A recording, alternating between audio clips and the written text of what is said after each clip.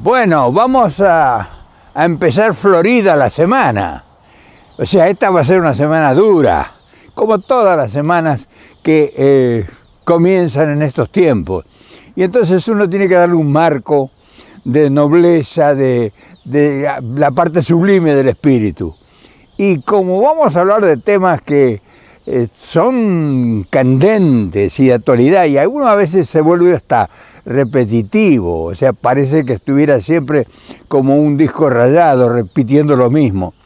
Pero nosotros consideramos que de las cosas importantes de lo que más hay que hablar, porque de las trivialidades se encargan todos los sistemas de comunicación a disposición de todos. Comprender la televisión, escuchar la radio o agarrás algún diario si acaso, ya tenés suficiente. Hay que tratar temas que hacen al interés presente en relación a lo que va a producir este presente sobre el futuro. O sea, dónde están las cosas que realmente tienen peso y que van a cambiar el destino o no de nuestro hábitat, nuestro continente, nuestros países, de nuestra aldea. Entonces, temas para hablar de trivialidades, como te dije, ya hay gente especializada en eso. ¿Para qué nos vamos a meter en ese campo? Nosotros vamos a tratar de interceder, meter la cuchara o a ver qué pasa, donde se están por producir acontecimientos que pueden cambiar la dirección del viento, un viento que ha venido soplando por 200 años. Mirá si será importante el tema. El problema acá existe en que a lo mejor nosotros, o el que te habla, no tiene las capacidades necesarias. Ese es el problema que siempre choco yo con las realidades conducentes, como decían don Hipólito Yrigoyen, realidades conducentes. Entonces, pero igual no por eso nos vamos a limitar y nos vamos a condicionar. Nos vamos a meter al agua y salga Pato Gallareta, pues adelante. Y claro, seguimos con el marco florido, porque este tema remanido porque es muy manoseado, de hablar de la Cumbre de las Américas. Y la Cumbre de las Américas, yo me acuerdo que antes pasaba sin pena ni gloria, porque nadie esperaba nada, porque la gente más o menos vivía tranquila, si no cómoda, vivía por lo menos con sus problemas fundamentales prácticamente solucionados. Pero ahora es de acuerdo a lo que pase en cada movimiento que se hace de la política internacional o de la geopolítica, ya nos afecta a nosotros. O sea, una guerra a 15, 20 mil kilómetros o más nos afecta ahora a nosotros en un plato de sopa. Y todo lo que sucede en el mundo tiene directa o indirectamente una relación con lo cotidiano. Entonces, ahora pasan las cosas que nosotros, para nosotros antes no tenían asidero, no tenían importancia, pasan a ser fundamentales. Porque no solamente está el presente en juego, sino está el destino del futuro. Y ahí están nuestros hijos, nuestra familia, nuestro país,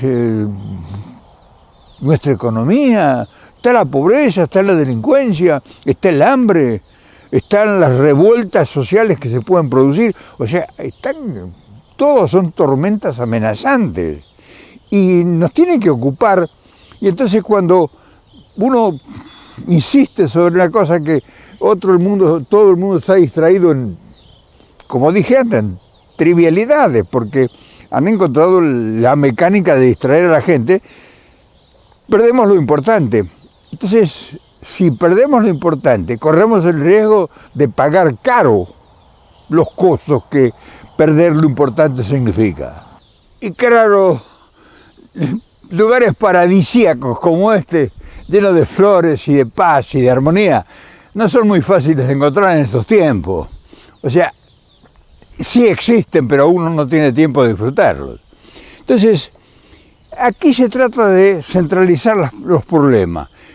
¿Cuál es el problema realmente? Y el problema realmente es 600, 700 millones de empobrecidos, explotados, humillados, marginados sociales, y un imperio floreciente que está empezando una extraña decadencia. Entonces, hay dos intereses que a nosotros nos importan. Lo demás, sí, es importante el mundo, porque lo que sucede, como te decía antes, en el mundo repercute en nuestros intereses, pero nosotros ahora tenemos que circunscribirlos a lo que nos pega a nosotros, lo que nos duele. Y lo que nos duele es el imperio Estados Unidos con todas sus controversias y nosotros con todas nuestras controversias. Y ahora hay una provocación o una invitación cordial o forzada o todavía está en duda, que es una cumbre de las Américas. Hace 10 años o 5 años que se hizo la última cumbre, no estaban los problemas tan candentes como están ahora. Ahora ya es un problema prácticamente se ha llegado a problemas personales. O sea, no había una invasión de hambre de Latinoamérica, de Centroamérica hasta la frontera a golpear las puertas de Estados Unidos. Nunca había ocurrido eso. Miles y miles y miles.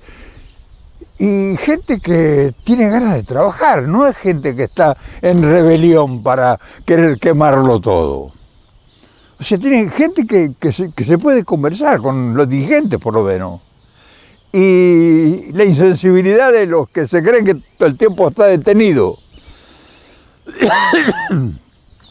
que todavía están buscando en el subterfugio del comunismo, del populismo, de todas esas cosas, justificar lo que ya no tiene justificación. O sea, vemos moverse todavía embajadores del imperio, de embajadores de Estados Unidos en Latinoamérica, que van como censores, como inspectores a ver si las cosas están bien y a dar órdenes, dispuestos a dar órdenes. Acaba de suceder en Argentina hace un par de semanas, una semana atrás, que quieren detener la compra de un reactor atómico a China. Y, o sea, son negociaciones separadas para crear controversias en los gobiernos, debilitarlo. Y ya el problema ahora ya no es un problema de vender un reactor atómico a la Argentina o no venderlo. El problema es otro. Esta gente tiene que entender, yo lo hago y lo que modestamente se dice en este espacio es porque nosotros sabemos que esto se escucha y que ellos necesitan escuchar a todos. Si no, no estuviéramos controlados tanto con los algoritmos y todas esas cosas, la inteligencia artificial y todo, saber qué decimos. Quiere decir que si quieren saber qué decimos es porque están interesados en conocer cuál es nuestra opinión y por qué, y qué reclamamos o qué sugerimos. Entonces, todas esas cosas hacen que a nosotros nos hagan protagonistas de algo que hace 10 años atrás ni siquiera existíamos. Hace 10 años atrás no teníamos estos instrumentos en la mano. Entonces, ahora nosotros con esta fuerza, ¿qué tenemos que hacer? Romper todo, vociferar como la mayoría de los dirigentes antagónicos o que resisten o que obedecen a antiguas ideologías, todavía están creyendo que van a hacer la revolución social. Nosotros tenemos que estar adelante de todo eso. O sea, lo nuestro es avanzar en pasos agigantados hacia adelante. No vamos a cambiar la mentalidad del polo obrero, del movimiento comunista, las izquierdas no sé cuánto, la resistencia social, la revolución proletariado. No vamos a perder tiempo. O sea, eso es una discusión vicentina que se va a mantener. O sea, hay gente que vive de eso. ¿Qué tenemos que entender? Nosotros tenemos que entender ese asunto. Hay gente que vive de eso. Gente que vive de crear movimientos, de crear manifestaciones de resistencia, de salir a marchar, de crear antagonismo, de hacer paros, de hacer paradas. Ese trabajo. Entonces nosotros tenemos que engancharnos en eso también, o nosotros tenemos que tratar de avanzar y decir, bueno, muy bien, ¿qué tenemos en posibilidades? Y posibilidades no es fácil, pero hay que trabajar, hay que negociar, hay que tener gente capacitada, hay que ver dónde están los capacitados, hay que ir a buscarlos. Muchos capacitados no tienen su orgullo, tienen su ego propio, dicen, no, a mí si no me vienen a buscar yo no voy a ir a ofrecerme, yo no voy a ir a ofrecerme gratis. O sea, también hay mentalidades dentro de la gente que pudiera acompañarnos, que hay que también abonar ese terreno, esa tierra, esa posibilidad. Por eso estos tiempos son tiempos no son tiempos de resistencia, son tiempos de revisar la historia, porque si revisamos la historia nos encontramos con todo lo que se ha hecho mal, o sea, se ha hecho bien para un grupo, para una minoría. Por ejemplo, Estados Unidos ha acrecentado su poder económico en el continente apoderándose de todas sus riquezas, o sea, todas sus grandes riquezas, directa o indirectamente, hoy forman parte del patrimonio de los Estados Unidos. Entonces, ¿eso qué le ha dejado a Estados Unidos? Y un poder omnímodo económico, un poder omnímodo corporativo, un poder omnímodo de dominio político, pero también le ha dejado 700, 800 o 500, lo que fueren, millones de pobres y hambrientos. Y están justamente en lo que ellos llaman despectivamente el patio trasero. O sea, es como lo mismo que si tuvieras una casa y en el patio de atrás estuvieras lleno de tigres y leones y jaguares y serpientes. ¿Cómo vivirías en esa mansión que en el patio trasero de esa mansión está plagado de peligros inminentes?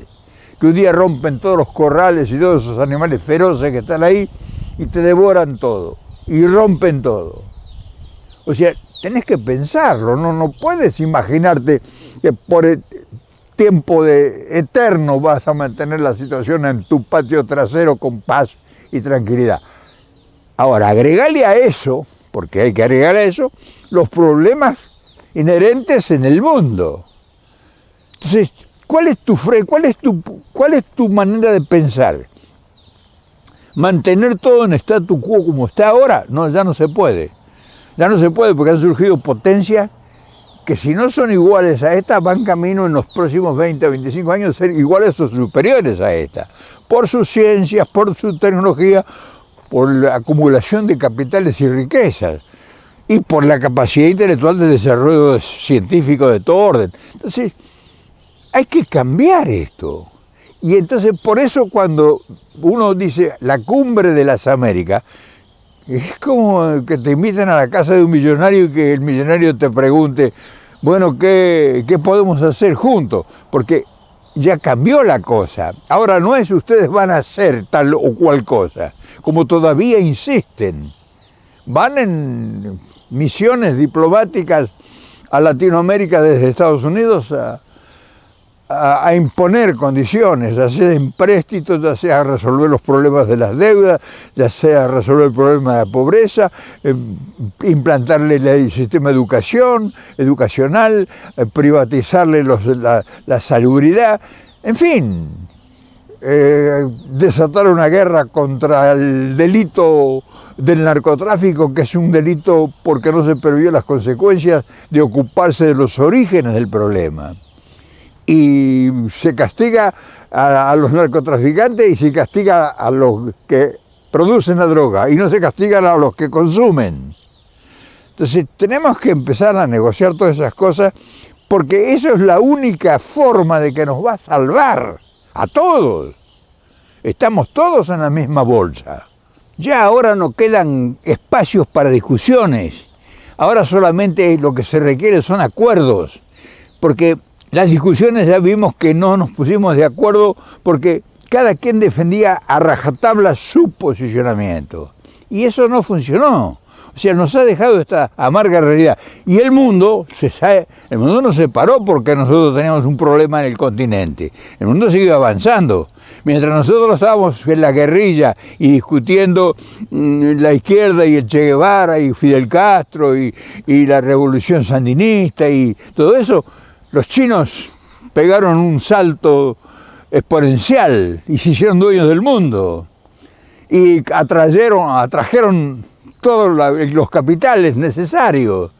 Y China está sacando a 1.000 y pico de millones de la pobreza. Y nosotros todavía seguimos con las discusiones de hace 200 años, desde Monroe hasta ahora. Entonces ahora nosotros tenemos que aprovechar esto. Y Estados Unidos tiene necesidad y la obligación de dar el ejemplo. No todavía ponen condiciones y querer vendernos reactores a fuerza o querer vendernos todo lo que se conoce, ni siquiera vale la pena ocuparse de enumerarlo. Y claro, hacer esta tarea no es fácil, porque vamos a tener enemigos o contrarios a nuestras ideas de un lado y de otro.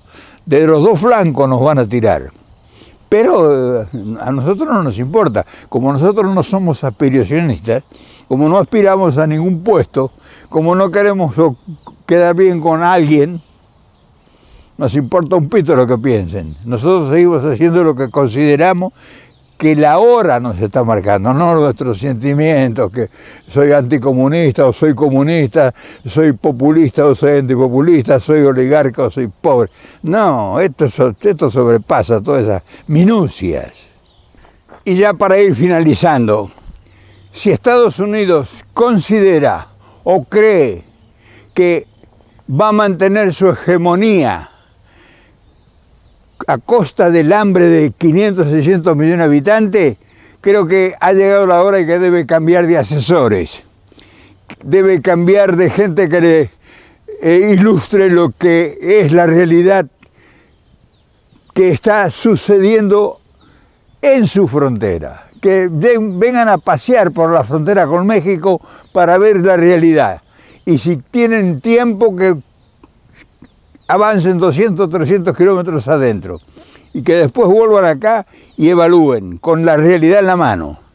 En fin, nosotros consideramos que esta cumbre de las Américas no debe ser una oportunidad perdida y que Estados Unidos debe salir de la mentalidad de que su hegemonía es obligatoria, que tiene un mandato divino, que la providencia, Dios o no sé qué, los ha designado a ellos para ser los patrones de todo un continente. Ya no, ahí tienen la muestra en Rusia y en Ucrania, y tienen la muestra en Medio Oriente, y tienen la muestra en Asia, y tienen... ¿Qué van a esperar? Entonces nosotros estamos dispuestos a que los nuestros entiendan esto también, porque tampoco los nuestros van a ir de rebelditos a querer que todo el mundo se ponga a sus pies. Por eso nosotros tenemos que buscar gente capaz para estas negociaciones que no son cualquier cosa. O sea, estas negociaciones son de alto grado y de alto nivel. Y no tenemos nosotros gente muy capacitada por lo que han demostrado. O sea, no es porque uno está descalificándolo y hablando sin fundamento. Lo que nos ha demostrado la gente que ha manejado la diplomacia nuestra no está a la altura del desafío. O sea, han sido solamente o grandes rebeldes o grandes tipos que han aceptado todo a libro cerrado. Y eso no ha funcionado. Entonces, esta cumbre que se está por dar ahora y que no se sabe todavía, estamos en agua, no sabemos qué va a pasar. O sea, están jugando en última instancia. Tenemos el enfermo en cuidados intensivos y todavía estamos especulando a ver qué hacemos con la herencia. Por favor. En fin, yo quería dejarte este testimonio hoy porque ustedes están participando en esto, no es que ustedes están escuchando o algunos tratando de corregirme las puntuaciones. Pónganse a trabajar, pónganse a trabajar y tómenlo esto como un acto de modestia, no tomen como que yo estoy buscando a ver si me consideran una opción de política o de para abrir una puerta. Yo no me interesa, yo no me voy a mover de acá mientras no tenga algo que realmente me asegure el futuro. Y el futuro ya sé cuál es, o sea que no especulemos con tonterías. Mañana nos volvemos a ver, por supuesto, porque esto se está poniendo caliente y esto es muy bueno, es una gran oportunidad, sobre todo es un espacio donde muy poca gente habita, y lo ves. Mañana nos volvemos a ver, por supuesto, no me falles, ¿eh?